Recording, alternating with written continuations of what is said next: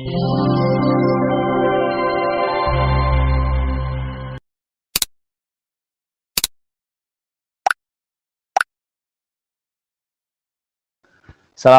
warahmatullahi wabarakatuh.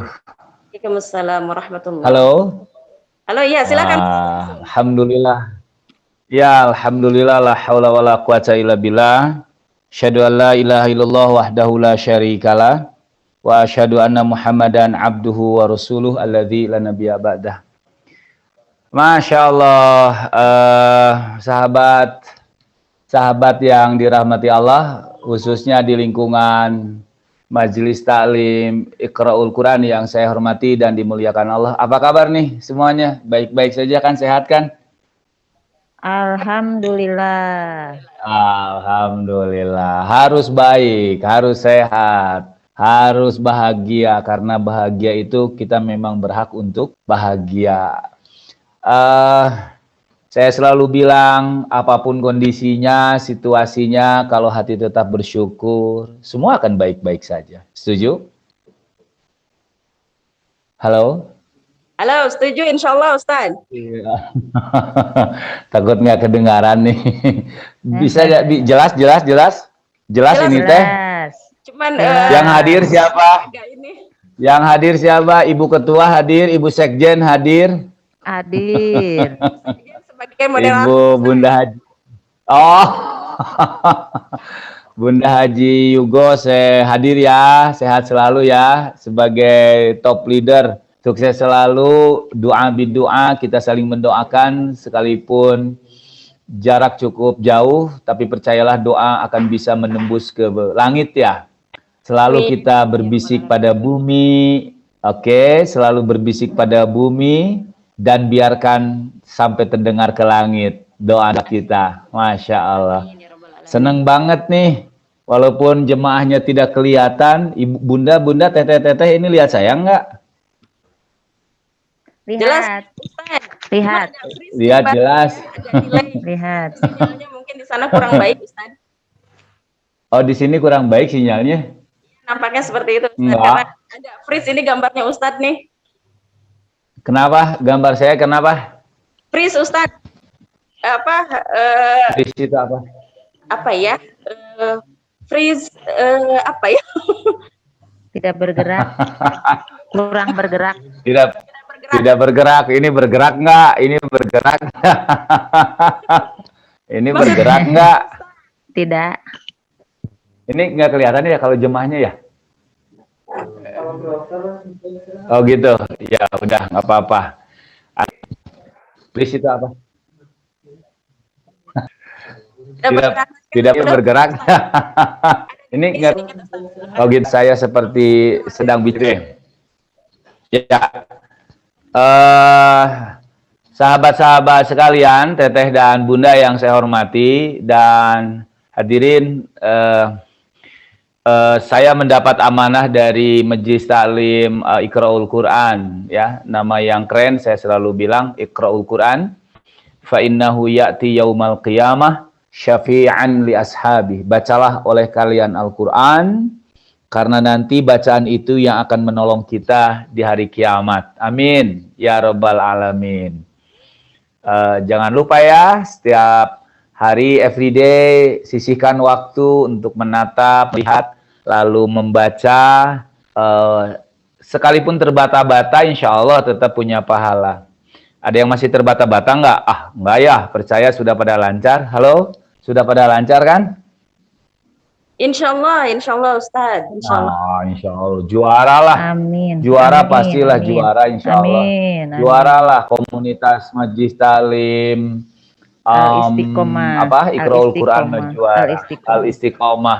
Al-Istiqomah di bawah yayasan Iqra'ul Quran. Baik. Dapat tema nih ya. Bagaimana kita menggedor lebih kerasnya lagi. Kalau ngetuk biasanya by slow, kalau menggedor agak lebih keras ya. Pintu-pintu rezeki dari langit.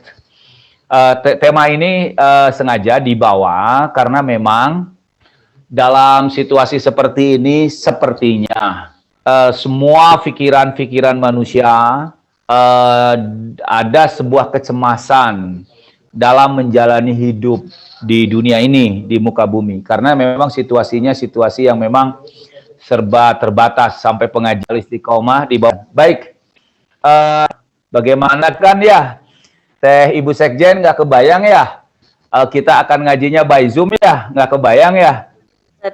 Halo? Sudah mulai terbiasa Ustadz, insya Allah sekarang sudah mulai terbiasa.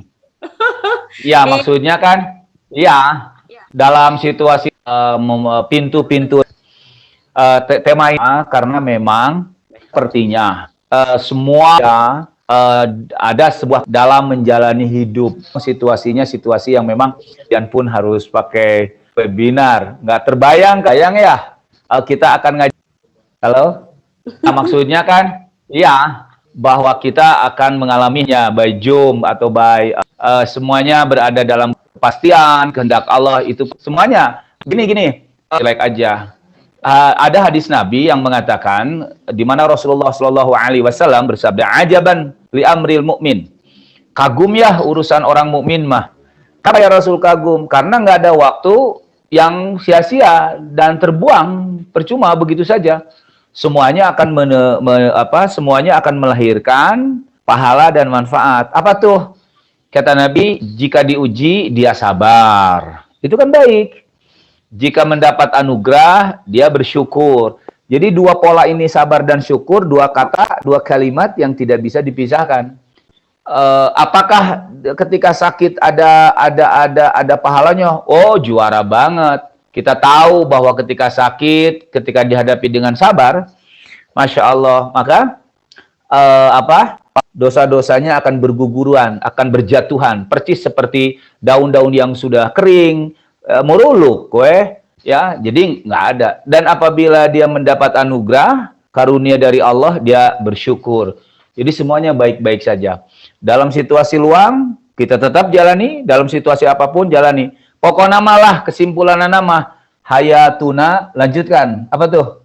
Hayatuna, lanjutkan. Ada yang bisa? Halo? Halo? Apa tuh? Kemana? Lanjutkan. Hayatuna kulluha ibadah. Bahwa setiap tarikan nafas, ayunan tangan, langkah kaki, itu akan senantiasa menuai ibadah. Juara lah pokoknya mah. Nggak ada yang sia-sia dan nggak ada yang mubazir. Itu yang poin pertama. Yang kedua, termasuk menghadapi situasi pandemi. Hayatuna, lanjutkan. Ada yang bisa? Halo? Apa? Kenapa? Karena ibadah. Karena biasanya selangkah kaki itu juara lah pokoknya mah. Nggak ada yang pertama.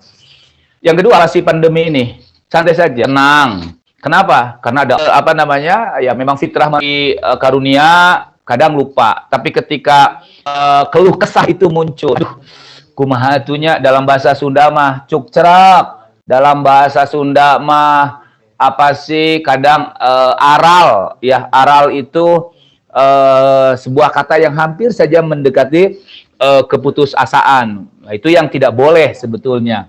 Nah, teman-teman sekalian, dalam situasi ini tenang, semua akan baik-baik saja karena kita punya Allah. Tenang, saya katakan yakin, tenang, semua akan baik-baik saja karena ada Allah. Termasuk ketenangan dalam menggapai rezeki yang sering kita khawatirkan. Besok makan nggak ya? Padahal si besok nggak pernah mikirin kita. Padahal hari ini kita masih bisa baik-baik saja. Ya, hari ini kita masih oke, sehat, kita masih berharga. Jangan mikirin besok. Ya, biarkan mengalir apa adanya. Toh, saya selalu bilang jangan pernah menggadaikan pikiran terhadap sesuatu yang belum ada warna dan rasa serta wujudnya. Oh, rugi banget ruginya juga. Nah, termasuk dalam menggapai mencari rezeki Allah. Nah, sahabat-sahabat semua, kalau memang rezeki dari Allah itu katakanlah dalam situasi ini sudah mentok gitu toh. Sudah serba bingung karena memang realnya begitu. Saya selalu bilang berapa banyak pengusaha yang kemudian jatuh, pemodal kemudian surut, pedagang kemudian bangkrut. atau pengusaha ya asetnya berkurang karena situasinya pandemi. Nah, bagi seorang muslim khususnya tenang.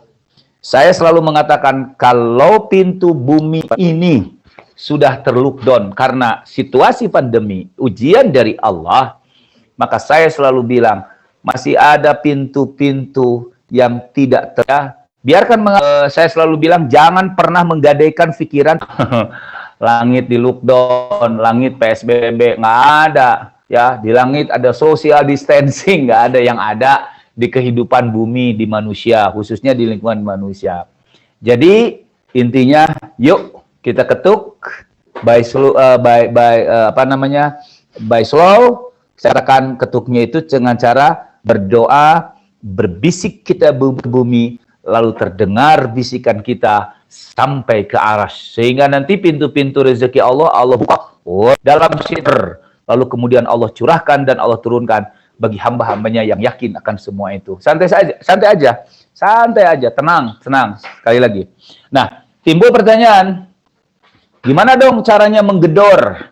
Atau kan ada metodenya, ada tekniknya untuk menggedor dan untuk membuka pintu-pintu rezeki langit yang selama ini akan selalu terbuka dan yang selama ini jarang digunakan oleh orang-orang ketika situasinya normal. Karena lebih banyak pendekatan logika. Lamun modal sakieu terjual segini. Halo? Ya, halo? Halo? Masih bisa dipantau? Silahkan Ustadz. Ya, yang selama ini pintu-pintu langit jarang digunakan karena semuanya dalam situasi normal orang selalu menggunakan pendekatan logika. Modal segini, kalau segini untung laku segini. Nah, kan begitu. Memang is okay. Tapi dalam situasi ini, itu semuanya serba pintu langit. Terbatas. Nah, caranya apa? Gunakan pintu langit. Berbagai banyak cara orang dalam rangka mengetuk dan menggedor pintu rezeki dari langit ini yang disediakan oleh Allah. Asal kita tahu satu, yakin. Harus yakin. Ya, harus yakin. Itu kuncinya. Harus yakin. Kalau nggak yakin, waduh. Ya, bagaimana mungkin Allah akan menurunkan sementara kita sendiri yang memohon dan menggedor pintu by slow, by slow. Saya akan ketuknya itu dengan cara berdoa, berbisik kita bumi, lalu terdengar bisikan kita sampai ke aras, sehingga nanti pintu-pintu rezeki Allah buka, lalu kemudian Allah curahkan dan Allah turun. Santai aja, tenang. Sekali lagi. Nah, timbul pertanyaan, gimana dong caranya menggedornya? Untuk menggedor dan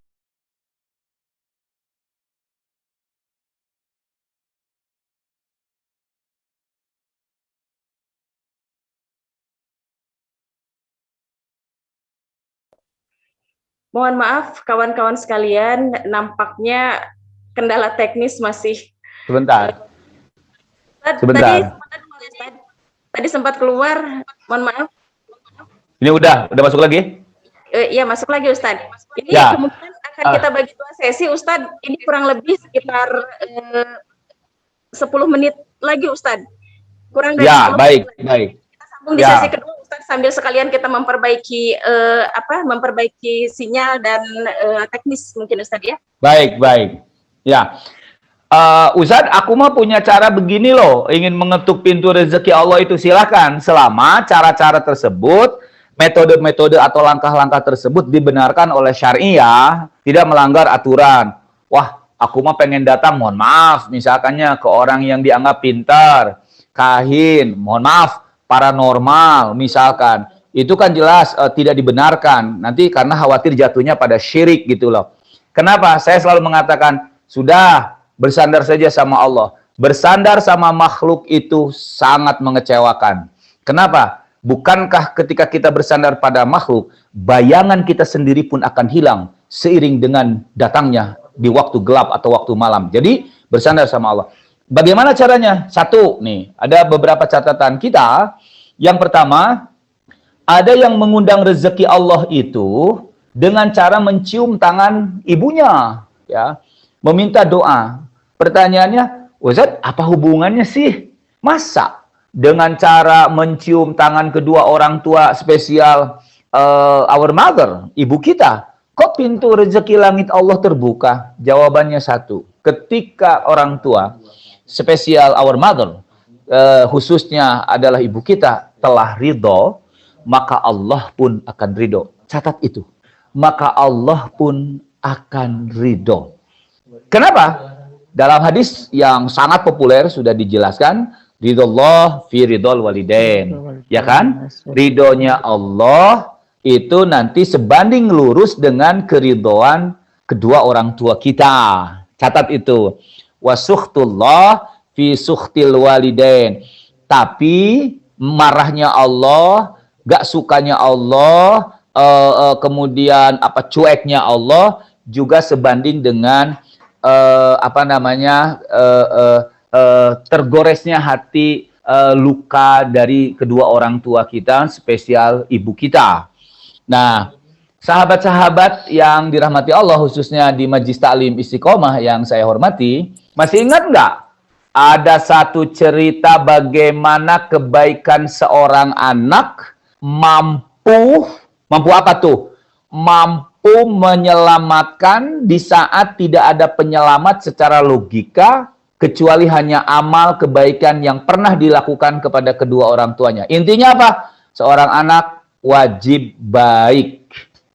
Ini ada ide. Seorang anak wajib baik terhadap kedua orang tuanya. Masih ingat? Ada cerita 3 orang pemuda ya yang terjebak di sebuah gua. Masih ingat kan? Ada yang masih ingat? Halo? Ya Ustaz, Ashabul Kahfi. Ada 3 orang pemuda yang terjebak di sebuah gua. Karena di padang pasir tiba-tiba turun hujan, mereka untuk mencari tempat berteduh, karena kita tahu kan ya, kalau di padang pasir mah berumah juga, jangankan di padang pasirnya, di rumah juga kan tidak ada soronoi dan tidak ada apa itu namanya sih, tidak ada soronoi-nya. Rata-rata kan kayak kubus gitu. Jadi untuk berteduh pun di luar rumah sangat sulit. Lari, terbirit-birit, tanpa arah, sehingga qadarullah kakinya melangkah ke tempat sebuah guha. Masuk saja, singkat cerita, yang ketiga ini masuk ke guha. Saking besarnya hujan itu, gitu kan, muncak tsunami, dodar gelap, ngegebret. Lalu apa yang terjadi? Tiba-tiba ada batu di atas pintu gua itu yang kemudian apa? Jatuh. Dan jatuhnya batu itu menutupi pintu gua. Masya Allah. Spontan. Ketiga orang pemuda itu apa? Rewas, cemas, khawatir, ngadeg-deg. Kenapa? Karena dengan apa yang akan dilakukan untuk menggeser kekuatan batu itu, kekuatan apa? Ya, handphone belum ada. Mau ngehubungin, jatuh dari pintu gua. Masya. Ketiga orang cemas, khawatir, dan apa yang akan dilakukan itu, kekuatan apa? Ya, mau ngelakukan petugas untuk nggak ada. Menyelamatkan secara logika itu yang begitu besar. Akhirnya apa? Lagi-lagi kembali kepada Allah. 3 orang itu kemudian berbisik dan saling bicara. Teman-teman, sepertinya kita tidak akan bisa keluar secara logika di gua itu. Dari gua ini, mungkin kita akan terkubur hidup-hidup. Ya sudah. Tapi teman-teman, jangan khawatir. Di tengah-tengah kesulitan ini, kita yakin kita masih punya Allah. Mari kita berbisik dalam hati kita masing-masing. Dan semoga bisikan kita ini terdengar ke langit, ke Sidratul Muntaha. Caranya, nanya yang 3 itu. Kalian punya amal apa? Kalian punya amal apa? Nah, tiba-tiba, ya, sanggeus ngahulang, apa itu ngahulang? Termenung sejenak, kata yang satu, ya aku punya amal, barangkali amal ini mampu menyelamatkan kita, mampu menggeserkan batu itu dari yang menutupi pintu gua. Apa amalmu? Singkat cerita. Setiap berangkat, ibu saya selalu berpesan pada saya untuk membelikan sesuatu. Singkat cerita, setiap saya pulang kerja atau dari luar kota, sebelum saya ke rumah istri saya dan keluarga saya akan mampir dulu ke ibu saya untuk apa? Menyerahkan makanan atau minuman yang dipesan oleh ibu saya. Teman-teman, sahabat-sahabat, tahu nggak? Apa? teh susu bagi ibunya yang sudah mulai sepuh. Mun ayeuna memereunya online. Apa lagi ya, buat itulah, buat kayak tulang itu. Ya, untuk menghindari dan untuk menghambat keropos online. Pameser kenya cenah mak lamun uih mangga mak.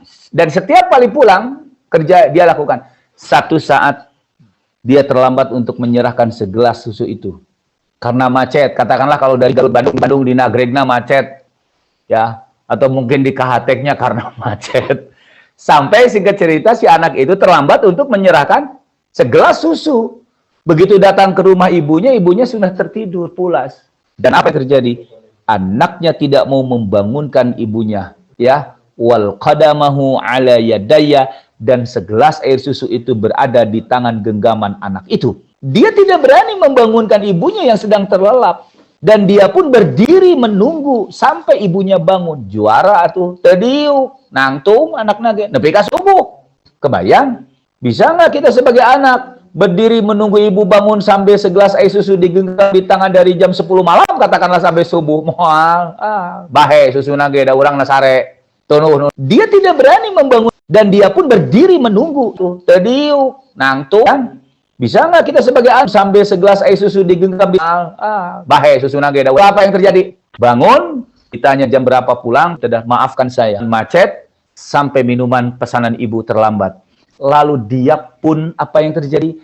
Membantu untuk meminumkan, menyodorkan dan memasukkan ke mulut ibunya yang tercinta. Sang ibunya pun meminum dengan bantuan tangan putranya. Pada saat itu ibunya berkata, "Nah, aku ridho padamu." Selesai bicara begitu, apa yang terjadi? Tiba dicelek, batu itu bergeser. Batu itu bergeser. Intinya teman-teman, kalau kita ingin tetap sukses dalam rezeki, dimudahkan Allah dalam situasi apapun, termasuk situasi hari ini, maka satu kata kuncinya, birrul walidain, berbuat baiklah kepada kedua orang tua. Berarti logikanya, kalau ada seorang anak yang dalam hal ini masih punya kesulitan untuk mengais, menggapai rezeki dari Allah, tapi sulit dalam bahasa Sunda mah, Ibu Sekjen, netes semplek nincak semplak, sudah jatuh tertimpa tangga pula. Jawabannya satu. Tanya, punya persoalan apa anak itu dengan kedua orang tuanya? Spesial dengan ibunya. Itu saja. Kuncinya apa? Kan nggak nyambung ya. Masa rezeki gampang, lalu harus mencium. Kalau ada seorang anak yang kesulitan untuk mengais, dalam bahasa Sunda mah, Ibu Sekjen, jatuh tertimpa tangga pula. Punya persoalan apa anak itu dengan kedua ibunya? Itu saja. Kunci. Masa rezeki keridoan orang tua kita, mother, ibu kita, sebagai langit yang Allah siapkan. Rezeki mah, ya. Tapi ambil keridoan sang ibu atau kedua orang tua kita. Itu yang pertama, ya. Itu yang pertama. Kenapa? Nah, logikanya begini, ya. Bunda Haji Yugo, sering kita melihat ada seorang ibu yang sudah tidak berdaya, tergeletak di kasur, mohon maaf, karena lumpuh dan lain sebagainya. Tapi kenapa rezekinya tidak ber? Ternyata rezekinya disuplai sama anak-anaknya. Loh, kenapa bisa disuplai? Iya, karena anaknya baik sama orang tuanya, sehingga Allah menitipkan rezeki untuk ibunya yang sudah tidak berdaya itu pada anaknya. Kata Allah teh ya, kalau dalam bahasa saya firman Allah teh bager cenah maneh mah. Geus tah nitip jeung ke ibu maneh. Nitip nih buat ayah kamu, nitip nih buat orang tua kamu. Sudahlah anaknya dapat bagian, rezeki si anaknya, orang tuanya pun dititipkan sama anaknya. Karena bagernya si anak itu sama orang tuanya. Jadi, jangan heran kalau ada seorang tua yang sudah tidak berdaya, lumpuh, mohon maaf, umpamanya mohon maaf, stroke, tidak berdaya, sudah semua. Tapi tidak pernah kekurangan uang. Ternyata apa? Anak-anaknya sukses karena disuplai oleh anak-anaknya. Kenapa? Karena berbaktinya kepada orang tua. Jadi, Ibu Sekjen, ya, obrolan kita yang pertama, cara mengundang pintu rezeki Allah kita gedor. Caranya dengan apa? Birrul walidain, berbuat baik kepada kedua orang tua. Bismillahirrahmanirrahim, sahabat-sahabat, Bunda dan Teteh yang saya hormati. Cara yang kedua untuk menggedor, mengetuk, kemudian menggedor pintu rezeki Allah yang Allah siapkan dari langit adalah ada yang mengundang rezeki dari langit itu tiap Jumat dia tidak mau dibayar untuk tenaganya yang dia berikan kepada orang lain. tiap tetes keringatnya penuh pahala. Ah, ini juara banget nih. Jadi ada orang yang mengundang pintu rezeki dari langit itu dengan cara dia ingin mensedekahkan, dia ingin mewakafkan, dia ingin menginfakkan, tidak hanya harta, nih catat, tidak hanya harta, tenaga, pikiran, ide, gagasan, dan pengabdian itu 1 pekan sekali spesial di hari Jumat. Loh, kenapa di hari Jumat? Emang hari-hari yang lain jelek? Enggak juga. Semua hari baik. Kullu ayyam khair. Hari-hari itu kullu yaum khair. Ya, setiap hari bagus. Ada. Cuma kita aja yang suka apa ya? Suka bikin riweh, ya. Nggak tahu nih dulu kalau katanya ya, kalau dari Garut kalau mau ke Bandung jangan hari Sabtu, senang. Ternyata betul juga sih jangan hari Sabtu, tapi bukan apa-apa, macet gitu. Itu mah logis juga, tapi lamun kalau ada bilang jangan hari Sabtu karena blam blam blam blam blam blam blam akan begini, nah itu mah tahayul, masuk kategorinya musyrik. Setiap hari bagus, ya. Setiap hari kita bagus, diisi dengan amal. Tapi memang Yaumul Jum'ah itu adalah Sayyidul Ayyam, tuannya hari. Dan memang ada beberapa penjelasan di mana ketika orang berbuat pada hari Jumat itu beda. Ada nilai keberkahan. Makanya nih, bunda-bunda, teteh dan akang serta sahabat-sahabat yang lain, jangan aneh kalau kemudian banyak orang yang berlomba-lomba untuk berinfak, bersedekah, berwakaf itu di hari Jumat. Sampai mohon maaf, masjid-masjid kadang tabur Jumat berkah.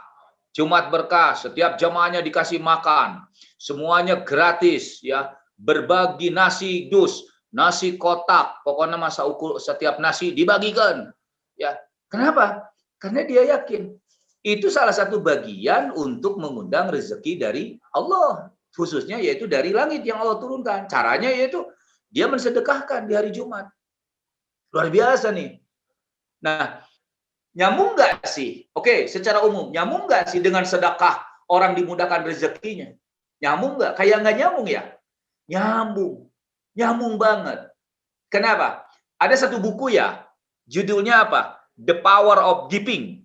Kekuatan memberi. Dahsyat banget. Bagaimana kekuatan memberi, tangan di atas, gitu loh. Itu luar biasa. Sehingga sering kita dengar, tangan di atas lebih mulia daripada tangan di bawah. Maksudnya yang ngasih lebih baik dari tangan yang di bawah. Padahal nih sahabat-sahabat, karena saya mau orang kampung, suka aja bercanda. Padahal ada juga sih yang ngasih tangannya di bawah, yang menerima tangannya di atas. Ada nggak? Ibu Sekjen, ada nggak Ibu Sekjen? Halo? Mungkin ada aja Ustaz ya. Ada aja. Ibu Enen, ada nggak? Tangannya yang ngasih tangannya di atas. Yang nerima yang ngasih tangannya di bawah. Nih, tangannya di bawah yang ngasih, yang nerima tangannya di atas. Ada nggak nih, Bunda Lini? Ada nggak? Ada nggak? Ada nggak Ibu Sekjen? Apa tuh contohnya? Numerena pananganna dihanap, ari nu dibere pananganna di luhur. Aya teu aya numere rokok mah mangga bade nyesep. Nah, nu diberena leungeunna ti luhur, numere rokokna dihanap. Matak numere rokok rugi aslina. Nah, nu ngasihna tanganna dihanap, yang dikasih tangannya di atas. Bercanda lah, ini mah bercanda ya. Karena saya mau orang kampung, ada aja fenomena-fenomena itu. Nah, kembali, the power of giving, kekuatan memberi. Saya selalu mengatakan, ya, tidak akan pernah miskin dengan cara memberi. Dan tidak akan pernah kaya dengan cara kita menahan itu. Kembali, yakin nggak? Yakin nggak? Gitu. Justru dengan memberi itu membuka peluang. Ya, membuka peluang. Bahkan di ceramah-ceramah saya, di video-video saya, ya, di video-video saya, yang alhamdulillah ya sempat banyak orang yang melihat. Banyak orang yang berpikir bahwa ketika ada orang yang meminta, mereka itulah yang menyusahkan kita. Padahal sebenarnya sahabat, mereka yang meminta dan kita beri sebetulnya adalah Allah sudah tetapkan bahwa mereka itu adalah pahala rezeki buat kita. Kenapa? Ya, ingin tenang, ingin damai, tidak cemas, tidak was-was. tidak galau, tidak gamang, tidak gelisah. Kuncinya sing mineng sodakoh. Sering-seringlah memberi. Ya, kenapa? Karena kebajikan itu seindah namanya. Ya, keramahan itu sewujud ramahnya. Kesalehan itu seindah salehnya. Dan itu akan dirasakan oleh orang-orang yang melakukannya dalam hati, perilaku, sikap, pokoknya mah juara. So, nah itu jadi harus memberi itu luar biasa. Bahkan kata Nabi, tidak akan pernah berkurang harta yang kau sedekahi. Justru dalam Al-Quran mengatakan, A'udzubillahi minasyaitonirrajim, la in syakartum la azidannakum. Jika kalian menginfakkan, kalau syukur di sini artinya infak harta kalian, janji Allah apa coba, sahabat-sahabat? Aku demi sungguh akan menambah harta itu. Cuma yakin nggak? Ahmadnya Pak Ustadz, oh di mana-mana juga kalau punya 100.000 dikasihkan 50.000 berkurang dong. Enggak, bertambah. Aslinya bertambah. Malah nih, apa buktinya bertambah? Kita beli sepatu ya, pakai tiap hari. Itu hak sepatunya habis atau bertambah? Habis. Habis. Ari Bunda punya dampal sampean dianggo unggal dinten sok. Sampean anggo unggal dinten tong make senal. Eta si dampal sampean teh nganelan atau wangirangan? Halo. Eta dampal sampean ngirangan nganelan. Halo. Kenapa sambil melihat telapak kaki biasa we atuh. Telapak kakinya jangan dilihat. Wios kanal oge karena sering dipakai. Ya, jadi telapak kaki dipakai malah bukan berkurang, bertambah. Nih, kalau di kampung saya mah pundak dipakai untuk apa namanya? Manggul ya. Manggul. Bukannya dekok bertambah, bukannya berkurang malah segede kieu tah nambahan. Pupunakeun ngaranna teh. Jadi semakin dipakai, semakin dikeluarkan, banyak rezekinya, insya Allah. Nih, saya kasih tahu Bunda, sahabat-sahabat di Majlis Talim Istiqomah, tahu nggak? Pahala sodakoh itu berbeda dengan pahala ibadah-ibadah yang lainnya, aslinya. Kalau kita sholat sendiri munfarid, pahalanya 1, ya.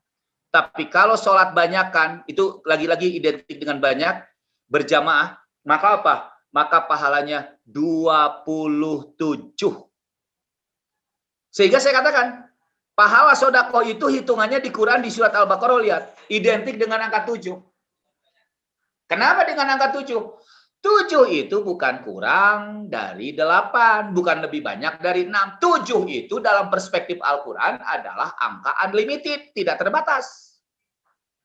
Maka Ibu Sekjen, karenanya Ibu Sekjen kalau di Bandung atau di Jawa Barat, angka 7 itu menunjukkan jumlah banyak banget. Aki-aki sebara mulud. Halo? Hari aki-aki sebara mulud? 7 mulut. Ini keras gitu, saya jamin. Ini halim. 7 mulud. Lieur sabaraha kuriling? 7 kuriling. Nah, 7 keliling. 7 keliling. Kalau sakit hati berapa turunan? 7 turunan, 7 tanjakan. Arinya nyeri hati 7 turunan. Ari bau sabaraha rupa? 7 rupa. Ari lieur sabaraha kuriling? Lieur. 7 keliling, Pak Ustadz. 7 keliling. Obatnya puyer 16 cap bintang? 7. Ustadz. Tawaf berapa keliling? 7 keliling. Nah, seminggu berapa hari? 7 hari. Iya, pelangi ada berapa warnanya? 7 warnanya. Jadi balonku ada 5. Balon. Itu mah balon lain pelangi, pelangi. Muyugota. Ini pelangi, bukan balon. Langit berapa lapis? 7 lapis bumi dan langit. Anak yang baru lahir di akekahan di hari keberapa? 7. Subhanallah. Masuk SD berapa tahun idealnya? 7 tahun. Jadi apa? Unlimited. Ya, Betul. jadi angka yang jadi mudah ketika kita berbuat sodako, berbuat infak. Tahu nggak feedbacknya? Unlimited 7, tidak terbatas. Demi Allah, asli. Jadi jangan kecil hati. 7. Oke, jadi yang kedua, wakafkan, infakkan, gagasan, ide, terlebih harta. Terus apa? Ilmu. Di hari apa? Spesial di hari Jumat. Tapi bukan berarti harus di hari Jumat. Kalau mau infak, misalkan begini, ibu barade infak, ke acan dinten Jumaah. Kewe Jumaah, pektes ya hari Rabu na maut, sok rekumaha. Ya. Terus hari Rabunya meninggal, dan ada guan poe Jumaah. Tentu pikirannya tidak seperti itu. Tapi ada orang yang caranya menggedor pintu rezeki Allah itu di hari Jumat. Nah, nih, closing di segmen kedua. Masih ingat? Mohon maaf banget. Seorang penggayuh beca yang pengen ke haji. Masih ingat? Ada cerita, ini Kang Operator siapa namanya? Halo? Kang Aldi, silakan. Kang Aldi. Masih ingat nggak? Sahabat, Teteh, Bunda, ada seorang penggayuh beca pengen ke haji. Ya. Secara logika uang, dia nggak mungkin punya ongkos sebanyak itu untuk ke haji. Ibu Sekjen, lalu apa yang dilakukan oleh penggayuh beca itu? Apa? Nabung sing seueur. Nah, sanes. Kaburu maot nabung sing seueur mah. Haji. Dah, eta mah sinetron atau tukang bubur naik haji mah beda sama sinetron banyak di Arafah. Apa tuh? Nggak apa yang dilakukan oleh si tukang beca itu, penggayuh beca itu? Dia pengen ke haji. Jawabannya Dia jadi abdinya masjid, jadi tukang sasapu di masjid. no. Gratis harganya tiap hari Jumat. Tah eta Ibu Sekjen sanes kita dia tuh ngawaler teh nya nih halarese. Jamaah Ustaz. Kenapa? Mancing dulu jamaah Ustaz. Oh, mancing dulu jamaah padahal dia aya nu nga-WA-nya. Ya.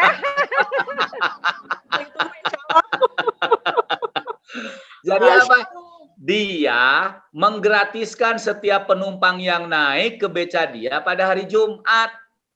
Singkat cerita, setiap dia punya penumpang hari Jumat, ketika mau dibayar, dia bilang, nggak usah Den, nggak usah Om, nggak usah Mas, nggak usah Tuan. Loh, kenapa Mang? Saya sudah berjanji, sudah azam sama Allah, sudah bikin fakta integritas, bahwa setiap saya hari Jumat, penumpang saya akan saya gratiskan, karena saya ingin ke haji. Pertanyaan saya, apa hubungannya dengan mewakafkan tenaganya ke haji? Qadarullah. Satu saat ada penumpang beca yang mungkin dalam pandangan kita the have, orang yang punya, orang yang berada, ketika mau dibayar, ditolak sama. Dan si penumpang nanya, Mang, kunaon cenah mau dibayar? Iya cenah abdi teh janji kalau hoyong ka haji, sugan we cenah dengan cara mewakafkan tenaga saya dan jasa saya di hari Jumat untuk tidak dibayar, saya bisa ke haji. Minggu depannya, ada lagi yang naik sama, orang yang sama. Dia bilang, Mang, tahun harap kita berangkat yuk bareng dengan saya ke haji. Masya Allah. Masya Allah. Tabarakallah.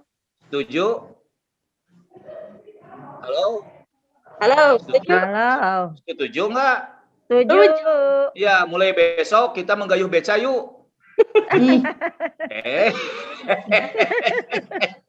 Dan di hari Jumat gratiskan, oke, tenaganya. Pengen ke mana sok? Kaitkan Hari hatinya Jumat ke gratis pengaul. sasapu. Ya, sasapu. Tapi niatkan loh, Tuhan, bisikan pada bumi. Saya akan mengabdikan tenaga saya spesial di hari Jumat untuk cara sasapu, bebersih, ngepel di masjid. Tuhan, saya ingin punya menantu soleh. Amin. Tuhan, saya ingin punya pasangan soleh. Tuhan, Amin. saya ingin hidup cukup untuk memenuhi kebutuhan saya. Amin. Tuhan, saya ingin dijauhkan dari rasa sakit saya, Tuhan. Saya akan mengabdikan setiap hari Jumat tenaga saya untuk wakaf. Makanya kemarin kita bincang-bincang dengan Bunda Haji Yugo, Ibu Sekjen, terus siapa lagi tadi, Ibu Bella yang saya tahu dia bagaimana mewakafkan dirinya di yayasan. Luar biasa. Luar biasa. Keren itu teh. Juara. Yayasannya apa kerjanya? Bukan di financial, bisnis oriented, tapi dia apa? Hanya untuk apa? Mengembangkan syiar Allah. Yang mungkin saja tidak semua orang peka dan mau untuk gabung di lembaga-lembaga keagamaan. Coba, digaji berapa kita? Dapat keuntungan finansial berapa? Enggak. In ajriya illa 'ala Allah. Kita yakin itu. Sudah pahalanya juga dari Allah. Selesai, tenang. Tenang, pintu langit terbuka. Ya, pintu langit terbuka. Jangan khawatir, jangan risau, jangan galau. Apalagi H2C, Ibu Sekjen. Tahu H2C, Ibu Sekjen? Apa tah Ustadz? Harap-harap cemas. Tah eta harap-harap cemas. Jadi santai saja ya. Bunda Leni, Bunda Nen ya, Kak Ibu Nin Amas ini siapa? Kang operator juga, Kang siapa tadi teh? Santai saja yang dilihat sama saya. Oke. Nah, itu segmen kedua. Jadi yuk wakafkan spesial di hari Jumat, pintu rezeki keluar, keren luar biasa. Ada lagi? Baru 2. Baik, langsung pertanyaan saja Ustadz ya. Siap, di IG sebentar katanya di IG ada yang nanya nih. Apa, Mas? Baik. Pak Ustadz, kalau menghakimi anak yatim hukum ya apa Pak Ustadz? Menghakimi Anak yatim hukumnya apa Ustadz? Menghakimi itu apa tuh? Menghakimi Apa tuh menghakimi tuh? Ini sebentar ada pertanyaan dari teman-teman di IG nih. Menghakimi apa? Tolong lebih spesifik. Mendalimi. Oh ya. Satu katanya nih teman-teman, bebas ya kalau pertanyaannya, mudah-mudahan bincang-bincangnya ada manfaatnya. Ada dari teman-teman IG, bagaimana kalau menghakimi mungkin ya menzalimi, merampas haknya, hartanya, menzalimi. Baik, salah satu dosa terbesar adalah ketika memakan harta anak yatim dengan cara yang tidak hak. Misalkan, si A diamanahi untuk merawat dan mengelola harta anak yatim milik si B. Karena si B-nya masih kecil. Nah, bolehkah si A menerima upah dari mengelola harta anak yatim yang jumlahnya miliaran, katakanlah, ya, atau triliunan, kena ngalamun-ngalamun, atau bukan ngalamun letik deh, meniuh pulungan anak. Jadi, jadi terus boleh nggak si A meminta upah dari ala kadarnya atau logik dari pengelolaan harta anak? Boleh. Kalau sudah dewasa, serahkan aset itu ke si anak yatim, ya. Atau kalau masih sekolah, dibiayaan oleh si A dari hartanya sendiri, harta anak yatim maksudnya, karena dikelola. Itu bagus. Yang dosa besar itu ketika dia merampas, memakan harta anak yatim padahal itu milik anak yatim. Ya. Atau misalkan begini nih. Misalkan si A, seorang ayah wafat, ya, meninggal nih. Dia meninggalkan asetnya, hartanya. Ya, sementara si ayah teh misalkan punya anak, katakanlah 5, ya, atau 3 atau 4, berapalah, ya. Maka ini kan warisan harus diberikan. Nah, ketika misalkan oleh si ibunya karena si waminya udah meninggal, si ibunya teh tengah bagikan harta warisan teh ke anak-anak. Nah, padahal itu anak si ibunya. Tapi ini posisinya kan yatim dari seorang ayah walaupun itu suaminya. Malah misalkan digelapkan karena anak-anaknya masih kecil belum tahu persoalan harta. Itu sama dengan memakan harta anak yatim. Begitu. Nah, jadi dosa banget. Kalau memakan gitu, Teh Rina, ini Ibu Rina ya, baru masuk ya. Ya, apalagi? Silakan teman-teman, sahabat-sahabat hadirin. Oke, apa? Silakan. Ini ada pertanyaan di meja redaksi moderator nih, Ustadz. Masya Allah, punya meja redaksi, keren. Seperti ini, Ustadz. Kayak TV One aja ada redaksi ya. Saingan Najwa Shihab, Ustadz. Baik. Masya Allah. Ibu Sekjen ya wae ah. Sok, mangga. Begini Ustadz, katanya namanya manusia Ustadz ya, tiap kita bersodakoh itu terkadang ada saja di hati itu berhitung Ustadz, selalu berhitung. Nah, apakah itu menandakan kita tidak ikhlas gitu berbisnis dengan Allah gitu? Begitu Ustadz, karena kan tadi juga selalu terngiang-ngiang, katanya ini kata jamaah nih Ustadz ya, selalu terngiang. Siapa tadi? Saya usaha. Off the record Ustadz ya, ini pesanan Ustadz. Ya, jadi gitu. kayak yang apa minta iming-iming gitu karena Allah janjikan akan melipat gandakan gitu jika kita bersedekah, tidak akan berkurang harta seseorang jika bersedekah, seperti itu. Seperti tadi punduk ya Ustaz ya, akan bertambah entah otot Kenapa atau punduk tidak telapak kaki atau? betul telapak kaki juga, entah kapalen atau apa gitu ya Ustaz. Nah tapi ya itu lumrahnya manusia. Lumrahnya manusia, katanya selalu berhitung apakah ini di mata Allah menandakan kita tidak tidak ikhlas gitu. Seperti itu. Bagaimana kita menyikapi sebagai manusia yang memang manusiawinya seperti itu Ustadz gitu. Belajar untuk ya. Baik, saya pernah bikin video ya tentang ikhlas ya Bu Sekjen ya, mungkin udah bunda-bunda teteh-teteh pernah ada yang lihat. Ikhlas itu ketika meniatkan seluruh ibadah hanya untuk Allah. Ya. Ya kan? Ikhlas itu ketika meniatkan ibadah hanya untuk Allah. Kan begitu? Jadi memang ini persoalan niat, persoalan motif. Nah, beda enggak? Nih, saya kasih contoh. Saya nih laki-laki, karena saya di kampung, terus saya teh mau nyangkul, rek macul. Niat saya teh mau macul, mau neangan belut. Macul ya. Nyangkul atau mau nyari belut? Do you know belut? Yes, I know. Yes, I know. Belut ya. Apa belut bahasa Indonesianya? Oh, lele mah bukan. Ini karena kata tim katanya lele sejauh-jauhnya jaka sembung tuh nyamung. Hanya tina belut karena lele. Artinya apa? Nih, niat loh. Ketika saya mencangkul, niatnya nyangkul, dapat belut, ambil jangan. Ambil bonus Tat. Bonus. Tapi kalau niatnya nyari belut itu bahaya. Kenapa? Ladang orang, sawah orang bisa rusak. Kenapa? Karena dipacul neangan belut, bari belut nanti kapangi. Jadi sederhana, mindset, pijakan, pola pikir. Makanya Abu Daud nih memilih hadis dari yang 500.000 hadis itu, salah satunya hanya 4 pilar bagi seorang muslim, prinsip hidup. Salah satunya adalah innamal a'malu binniyat. Apapun aktivitas itu jangan lepas motifnya apa. Boleh nggak saya jadi gubernur? Nyalonkan diri jadi gubernur? Oh boleh. Boleh Ustaz. Boleh kan mau milih data rapaleun.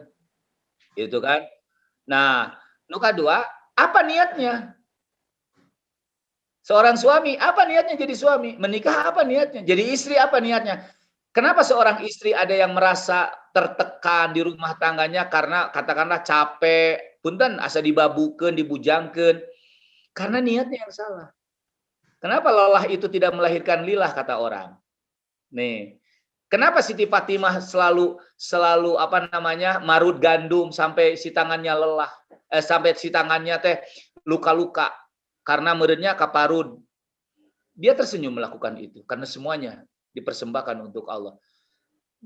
Saya mau tanya nih Bunda, kalau hamil itu berat nggak sih? Kalau hamil itu lelah?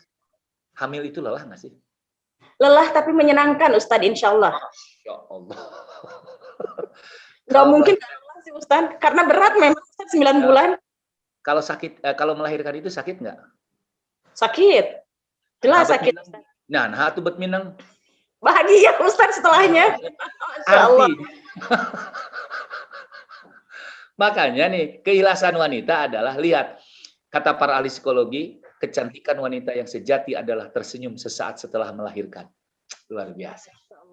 Kecantikan wanita yang sejati adalah tersenyum sesaat setelah melahirkan. Jadi kalau bunda-bunda teteh yang pengen tetap cantik, nih saya kasih tahu, sering-seringlah melahirkan. Kan begitu. Senyumannya sambil meringis. Jadi, nih, Ibu Sekjen, saya hanya kasih tahu, saya nggak bisa menilai siapapun apakah seseorang ikhlas atau tidak. Yang tahu hanya dua, dirinya dan Sang Maha Pencipta. Boleh nggak Ibu Sekjen ketika umroh, lalu Ibu Sekjen selfie di depan Ka'bah, lalu foto Ibu Sekjen di-share ke grup? Boleh. Boleh nggak? Boleh. Boleh kalau boleh nggak Ibu Sekjen? Ibu Sekjen kemudian memberi di foto terus dipublish, terus nanya, nah teman-teman, hey, lagi di mana? Aku lagi bantu anak yatim, tahu? Boleh nggak? Boleh. So Boleh. what? Terus apa masalahnya? Pandangan orang berbeda, biarkan. Yang tahu kan kita, hanya Allah. Siapa tahu dengan perilaku Ibu Sekjen ketika membantu anak yatim difoto, di-share, banyak orang yang tergugah ingin mengikuti perilaku sikap Ibu Sekjen. Atau Bunda Leni, atau Ibunda Rina.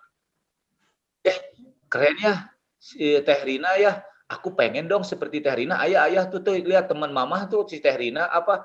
Dia mah selalu berbagi ayah. Padahal mohon maaf misalkan ya kata si temannya Teh.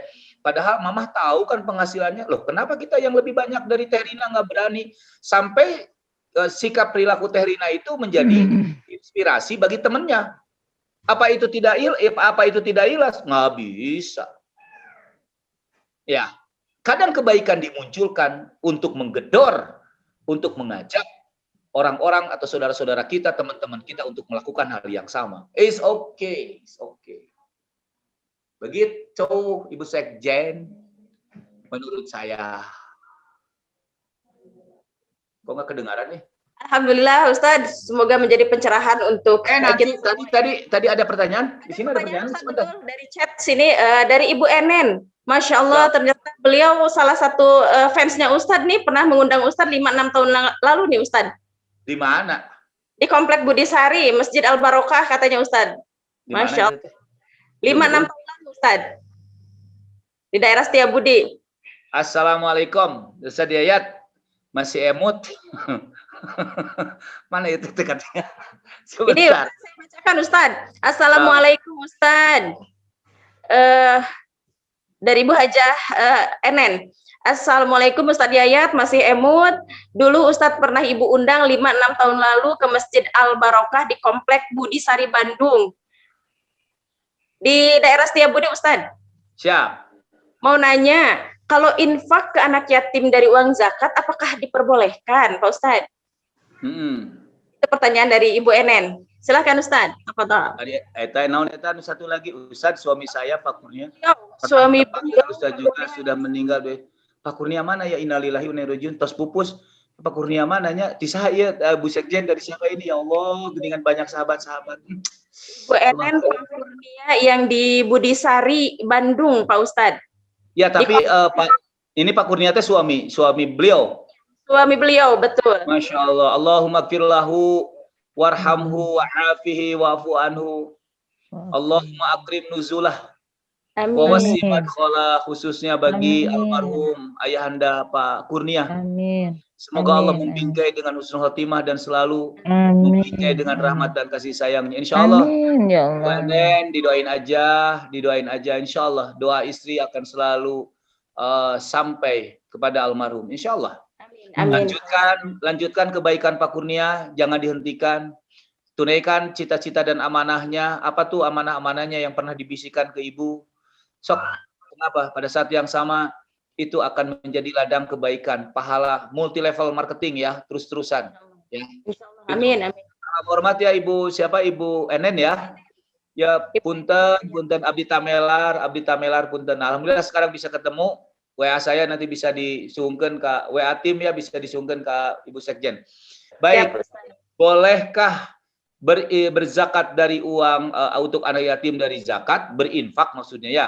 Kalau ke anak yatim dari uang zakat boleh nggak? Begini, prinsipnya kan sodakoh dan zakat itu kadang diungkapkan dengan persepsi yang sama tapi ungkapannya berbeda. Innamas sodaqat lil fuqara.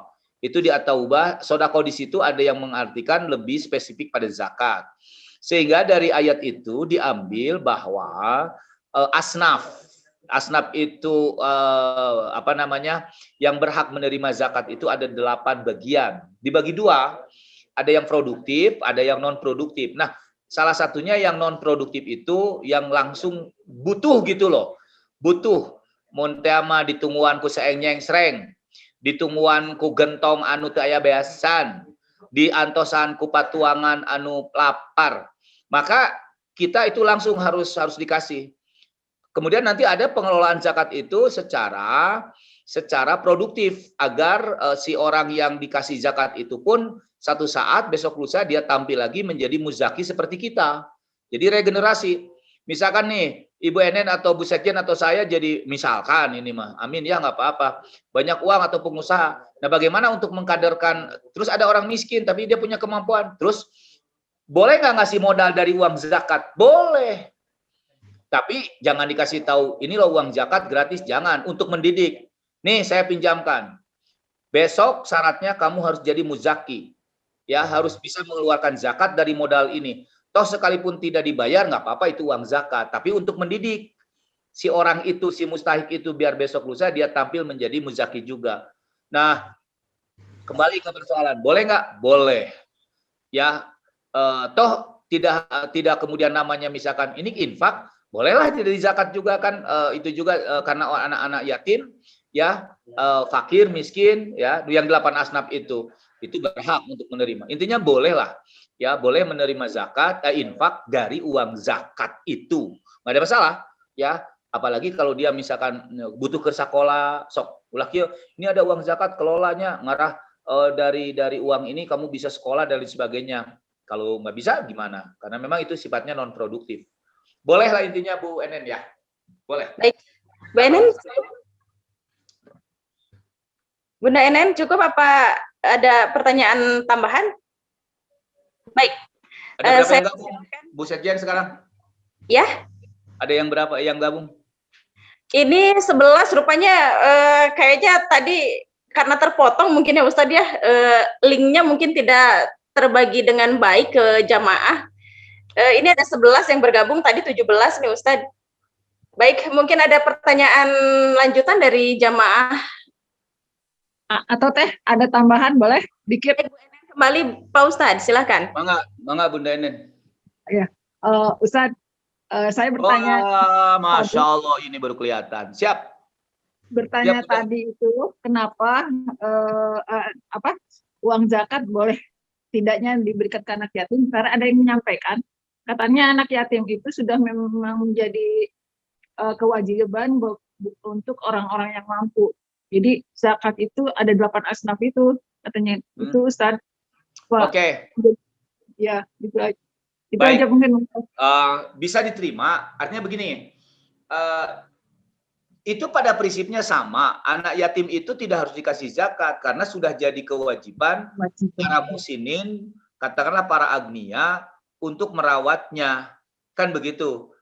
Untuk merawatnya. Ya, adapun misalkan sumber keuangannya untuk mengelola atau untuk mengurusi anak yatim itu, katakanlah lembaga anak yatim. Sehingga nggak aneh kayak misalkan rumah yatim menerima titipan zakat, infak, sedekah. Saya pikir nggak ada masalah. Ya, rumah yatim misalkan. Atau misalkan di saya nih, mohon maaf, di lembaga saya ini para yang mukimin santrinya itu mohon alhamdulillah ya sampai hari ini. Mudah-mudahan ini karena free ya untuk makan, untuk segala macam. Kenapa? Karena mereka ya datang jujur, punya potensi ingin hafal Quran, ingin belajar qiraah Quran, tahsidnya. Tapi pada saat yang sama ya dengan jujur saya hanya mampu, saya hanya kaya dengan keinginan. Terus saya bilang, oke, karena saya yakin Allah Maha Kaya. Nah, dari mana? Kadang ada sahabat-sahabat yang nitip buat itu. Ya, di rumah saya ada anak yatim, ya, ada anak yatim yang sudah tidak punya orang tua. Saya nitipnya, alhamdulillah, saya bilang, mangga. Lalu saya sampaikan untuk makan sehari-hari mereka. Itu nggak ada masalah, gitu loh. Alokasinya dari zakat kemudian didistribusikan ke anak yatim, walau pada saat yang sama benar anak yang yatim itu adalah tanggung jawab orang-orang yang sudah mampu. Tapi kan pada saat yang sama juga tidak semua orang yang punya kemampuan care terhadap anak yatim. Makanya kata Nabi, berbahagialah orang yang merawat, care, peduli dengan anak yatim dengan apapun, bisa dengan tenaga, pikiran, hartanya lewat. Kalau usaha ya jangan modalnya yang diberikan ke anak yatim. Ya ayah leuwihna untungna ada zakatnya nih. Saya pikir nggak ada masalah. Gitu ya. Kata Nabi, kelak di surga akan bertetangga denganku kahakaza. Ini seperti ini. Ini Nabi, ini orang yang mengurus anak yatim. Kita semua ya sahabat kepincut ini. Biar kita nanti bertetangga dengan Nabi dan peduli dengan anak yatim. Doain mudah-mudahan rumah Quran bisa memfasilitasi, menjembatani sahabat-sahabat semua untuk bisa bersahabat dengan Nabi. Caranya dengan peduli terhadap anak-anak yatim, khususnya yang ada di lembaga rumah kami. Umumnya di mana saja. Baik, itu Bunda Nen. Wa'yakum. Ada lagi Bu Sekjen? Baik, Ustadz, nampaknya kita terbatas dengan waktu ya, Ustadz ya. Oke, nya ada abdi geus ngesang ieu teh keur maka sebrot ku lampu ieu teh tinggal di lampu nih sarang kieu ieu teh tinggal di lampu. Menyejukkan hati, Ustadz, menyejukkan hati untuk kita semua. Jadi bahwa Amin. menggedor pintu langit itu ternyata tidak sulit ya, Ustadz ya. Mas sulit. Sebetulnya masih ada ya, masih ada beberapa item lagi, tapi nanti kita sambung ya kalau masih ada kesempatan. Baik Ustadz, sebelum kita tutup pertemuan kali ini, tidak ada salahnya kita sama-sama berdoa. Mohon dipimpin doanya Ustadz sebelum kita tutup pertemuan ini. Semoga semuanya menjadi berkah untuk kita semua. Amin ya rabbal alamin. Silahkan Ustadz untuk doanya. Baik, sahabat, Teteh dan Bunda, saya dipinta memimpin doa. Saya bukan orang yang terbaik. Saya orang yang busuk, saya orang yang banyak sekali dosa, dan saya sepertinya tidak layak untuk masuk surga. Tapi pada saat yang sama, kita tetap berharap kepada Allah, ya, agar Allah senantiasa, karena kita percaya bahwa sebesar apapun dosa kita, pintu ampunan Allah jauh lebih besar daripada dosa yang dilakukan setiap hambanya. Bismillahirrahmanirrahim. Allahumma nawwir qulubana binuri hidayatik kama nawartal arda binuri syamsika abada birahmatika ya arhamar rahimin. Wahai Allah yang Maha menatap, jujur harus akui betapa busuknya kami, terlalu banyak kesalahan dan kezaliman yang sering kami lakukan.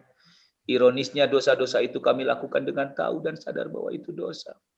Entah kekuatan apa ya Allah yang mendorong kami untuk melakukan itu semua. Karenanya ya Allah, setiap saat kami selalu berlindung. A'udzubillahi minasyaitonirrajim.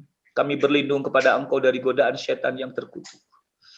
Terlebih ya Allah, kemungkaran di mana-mana. Sekarang hampir di setiap sudut, di setiap aktivitas kami selalu berjumpa dengan dosa. Ya Allah, namun kami yakin sebusuk apapun kami, pintu ampunan-Mu masih terbuka lebar bagi kami yang selalu rindu akan ampunan. Ampuni ya Rob jika mata ini tidak lagi rindu untuk menatap ayat-ayat-Mu. Ampuni jikalau telinga ini tidak lagi syahdu untuk mendengarkan nasihat-nasihat-Mu. Ampuni jikalau tangan ini tidak lagi indah untuk membantu orang-orang yang tidak seberuntung kami. Ampuni jikalau langkah kaki ini terasa terlalu berat menuju tempat ruku dan sujud kami. Ampuni jikalau hati ini selalu merasa kurang dan miskin padahal limpahan karunia-Mu begitu banyak dan begitu besar, sampai kami sendiri tidak sanggup untuk menghitungnya. Jujur hati kami selalu memikirkan hal-hal yang hilang, sementara kami tidak pernah memikirkan hal-hal yang masih ada dalam diri kami. Ampuni kami ya Rabb. Ya Allah, terima kasih kami masih bisa menatap sahabat-sahabat kami walaupun via Zoom. Ya Allah, muliakan hidup mereka dan kami semua. Limpahkan rezeki dari langit sekalipun kami memang sudah tidak berdaya untuk menggedor pintu dari bumi ini. Tapi kami yakin masih ada pintu rezeki yang Kau sediakan yang tidak akan pernah tertutup selama-lamanya. Untuk orang-orang yang tahu untuk menggedor itu, yaitu pintu langit. Karuniakan kepada kami ya Rabb rizki yang halal. Rizki yang bisa menyenyakkan kami di waktu tertidur dan menenteramkan kami di waktu terjaga. Wahai Allah, bingkai kami dengan kalimat la ilaha illallah di sisa umur kami. Bingkai kami dengan harapan husnul khatimah. Kami ingin hanya nama-Mu yang kami sebut ketika ajal ini menjemput kami. Ketika sakaratul maut sedang menimpa kami, hanya nama-Mu yang ingin kami sebut, la ilaha illallah. Rabbana atina fid dunya hasanah wa fil akhirati hasanah wa qina adzabannar. Subhana rabbika rabbil izzati amma yasifun. Wassalamun alal mursalin walhamdulillahi rabbil alamin. Aqulu qouli hadza wa astaghfirullah li wa lakum. Assalamualaikum warahmatullahi wabarakatuh. Amin. Assalamualaikum warahmatullahi wabarakatuh.